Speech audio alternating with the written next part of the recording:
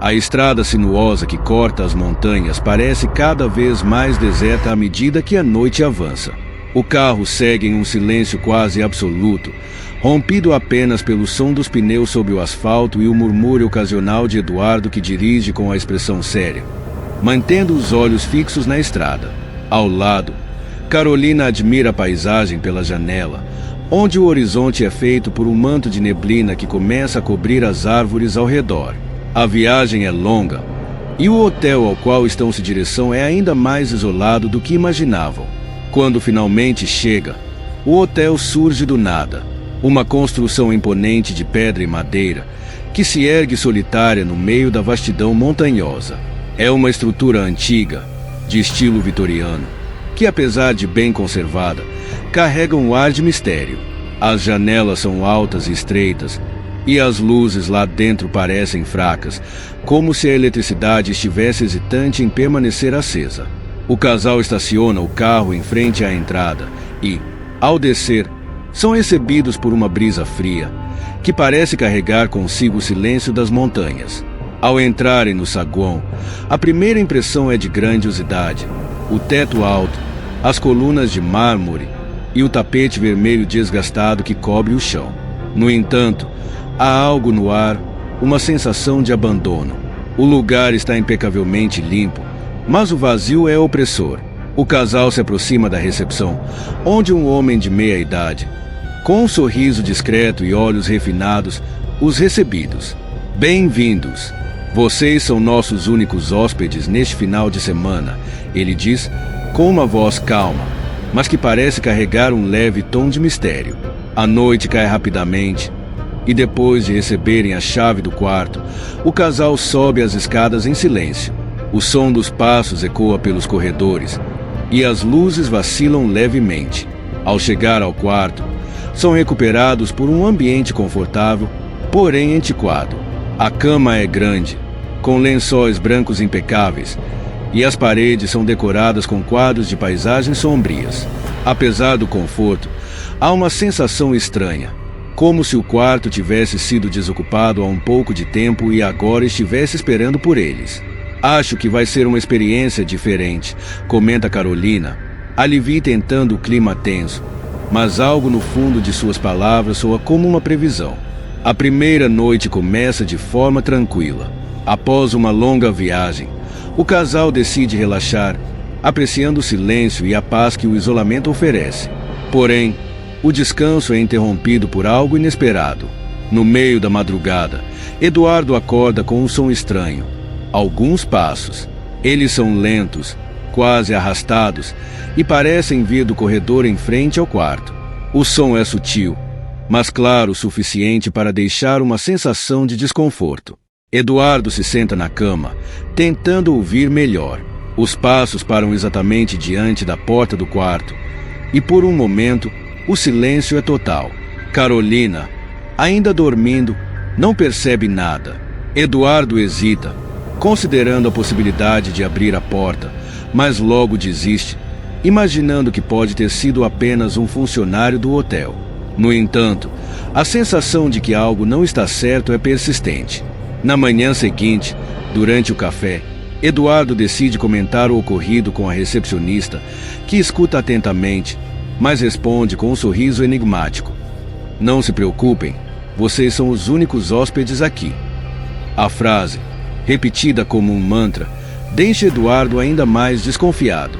À medida que o dia avança, a sensação de que o hotel guarda segredos se intensifica. O casal decide explorar o lugar e é Carolina quem nota algo peculiar no salão principal. Um retrato antigo suspenso na parede. A pintura retrata um homem de expressão severa, vestido com roupas de época. Seus olhos olham seguir quem passa por ali, e sua presença no quadro é quase palpável.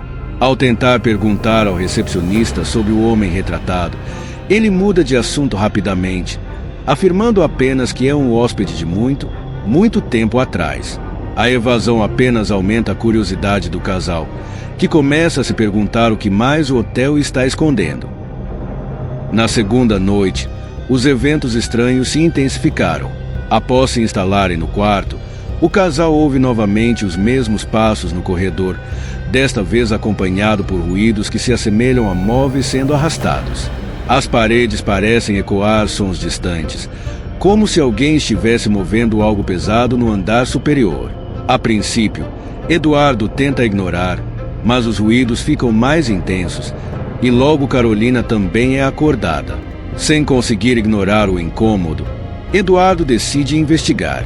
Ao sair do quarto, o corredor está vazio, mas a sensação de que há algo espreitando nas sombras é inegável.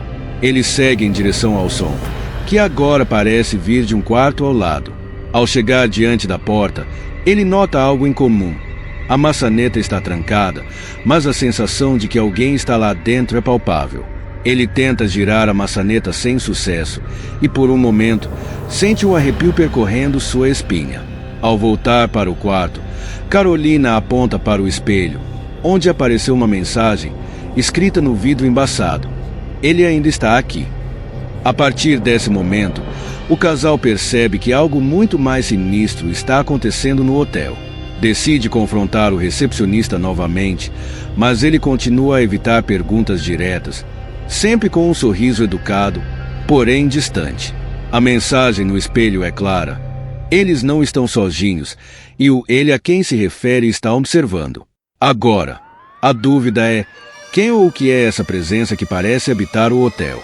Determinados a entender o que está acontecendo, o casal começa a investigar o passado do hotel. Entre as paredes silenciosas e os corredores desertos, descobriu uma pequena biblioteca no porão, cheia de arquivos antigos e recortes de jornais empoeirados. Enquanto vasculham os documentos, começa a perceber que o hotel tem um passado mais sombrio do que os funcionários deixam transparecer. Anos atrás, o hotel foi palco de um crime brutal. Um hóspede, cujo nome não é mencionado em muitos registros, foi encontrado morto em seu quarto em situações misteriosas. O homem, identificado mais tarde como Samuel Valente, estava envolvido em um triângulo amoroso com uma funcionária do hotel e outro hóspede. A situação culminou em uma traição e, eventualmente, em sua morte violenta. A polícia local nunca conseguiu resolver o caso, e o crime foi lentamente sendo esquecido, exceto por aqueles que sabiam a verdade. O casal descobre que o homem retratado no quadro no salão é o próprio Samuel Valente. Ele não deixou o hotel desde sua morte. Sua alma, presa ao local onde sofreu sua maior dor, continua vagando pelos corredores, buscando vingança. Aos poucos, o casal começa a entender que não são apenas hóspedes naquele fim de semana. Foram, de alguma forma, arrastados para o mesmo ciclo de terror que já consumiu tantas outras vidas. A terceira noite no hotel traz consigo um confronto imediato. As atividades sobrenaturais atingem um pico. Objetos no quarto começam a se mover sozinhos, e as luzes piscam de forma intermitente. O casal é despertado por sugestões e, quando abre os olhos, vê a figura de Samuel Valente no canto do quarto. Ele está parado, observando-os com os olhos cheios de ódio. Sua presença é fria, e o ar ao redor parece pesado. Desesperados, tentam fugir, mas as portas do quarto estão trancadas por uma força invisível. O fantasma começa a se mover, aproximando-se lentamente, como se estivesse aguardando o momento certo para atacar. Eduardo tenta argumentar, gritar por ajuda, mas o espírito não responde. A sensação de impotência toma conta deles, enquanto percebem que estão presos naquele jogo macabro. É então que fazem a conexão final, o recepcionista. Durante suas pesquisas, foram encontrados registros que ligavam a família dele ao antigo crime. Ele é um descendente direto do homem que traiu e matou Samuel Valente. Com essa descoberta, o casal corre em direção à recepção, confrontando o homem que os recebeu com um sorriso enigmático. Quando pressionado, ele finalmente admite a verdade. Sua família sempre soube da presença do espírito, mas nunca fez nada para libertá-lo, com medo. Com a verdade revelada, o casal percebe que a única maneira de escapar do hotel é ajudar o espírito a obter justiça. Decidem enfrentar o fantasma uma última vez, desta vez não com medo, mas com a intenção de resolver o que ficou pendente. Ao se confrontarem com Samuel Valente, explicam que a verdadeira tristeza pelo seu sofrimento foi o ancestral do recepcionista e não eles.